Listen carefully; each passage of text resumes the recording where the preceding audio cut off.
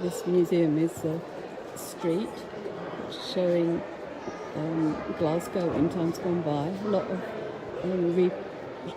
salvage shop fronts that have been used to create spaces. It's really interesting to see how some things have changed and some have not.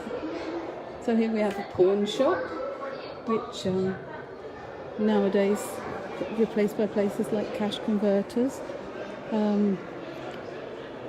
But the idea of having to design a system where you have to you're so poor that you have to pawn your things. And here we have a photography studio.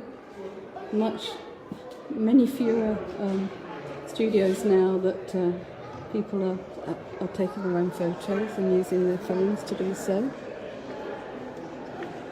A particularly interesting thing that I found is the cabinet makers' rooms, and here it's got some great examples of the so-called Glasgow style. So we have the Glasgow style, which is this beautifully simple Art Nouveau backs, like on that chair there, or the detailing on the this I don't know what you would call it, sideboard buffet thing. It's really beautifully simple, but instantly recognisable as Glasgow style, and it replaced gradually this very heavy Victorian furniture, which has completely gone out of fashion now. I think this Glasgow style furniture, some of this would be still considered to be a good thing in modern houses. That's through there. That's okay. And then a very, very cool thing is the subway. Let's go and have a look at the subway.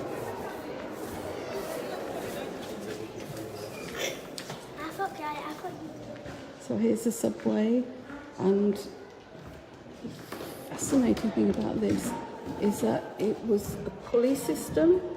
So rather than running on electricity, there were steam-driven cables actually pulling the cars along, and a grip man using a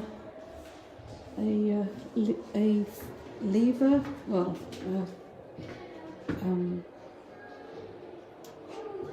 a wheel really, to stop the car at exactly the right point. It must have been really skilled to know exactly when you needed to start turning in order to stop the car or to release the car. It's just a really interesting method of pulling cars along the subway system, and seemingly that was a system that was in place from 1896 to 1936, so a 40-year period of this quite innovative system making use of steam power. And it just makes you think about how technologies change and how they influence what you're able to do.